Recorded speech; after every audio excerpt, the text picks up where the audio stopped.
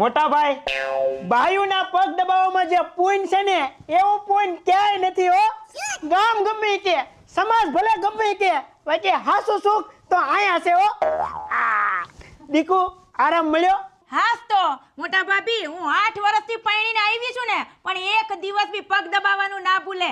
આ તો મારો હીરો છે, હીરો. હા તો આપને વજો બોલો.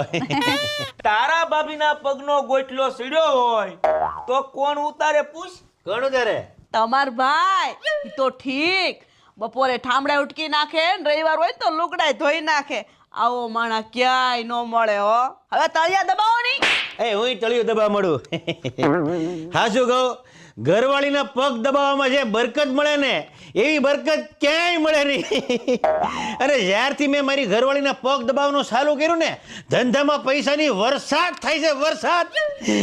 આ 1.5 કલાક દબાઈ દઉં, કાલ મને લાગે છે ધોમ પૈસા આવશે.